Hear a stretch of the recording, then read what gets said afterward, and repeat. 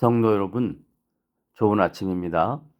오늘 우리가 함께 생각할 하나님의 말씀은 사도행전 2장 5절로부터 13절까지 말씀입니다. 오늘은 오순절 성령 강림을 통하여 나타내신 외적인 표징들, 그 중에서도 제자들이 각 나라의 방언으로 세계 각국에서 모여온 유대인들에게 복음을 전했다는 방언 현상을 가지고 이 사건이 구원 역사에서 어떠한 의미가 있는지를 살펴보도록 하겠습니다. 먼저 구분해야 할 것은 오순절 성령 강림 때 임한 방언과 좀 더 시간이 흐른 뒤에 교회의 구성원들에게 나타났고, 그리고 지금까지 교회 모든 성도들에게 은사로 나타난 방언이 서로 다르다는 것을 설명하려고 합니다.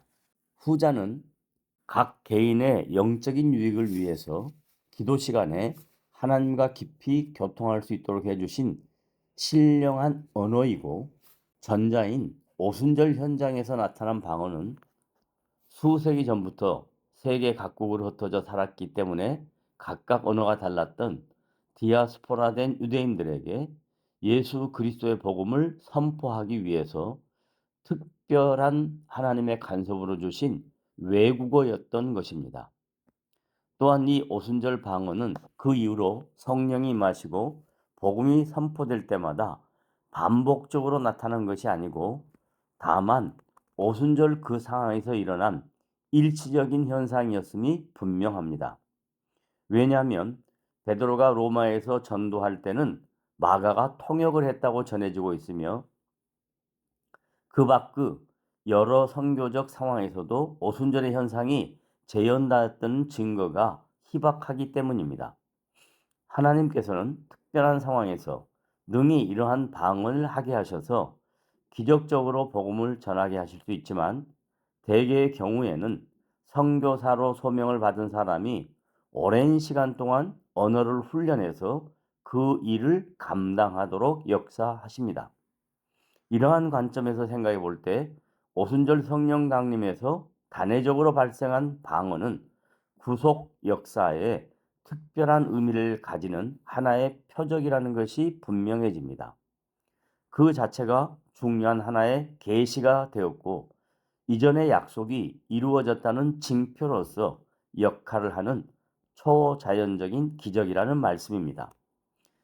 지난 시간에는 이러한 현상의 임함이 천하 각국으로 흩어져 살면서 회당을 중심으로 여호와 하나님께 대한 신앙을 간직하고 살았던 경건한 유대인들에게 혈통적인 민족의 한계를 넘어서 열방으로 하나님의 복음이 선포될 것임을 일깨우는 사건이었다는 것을 간략하게 살펴보았습니다.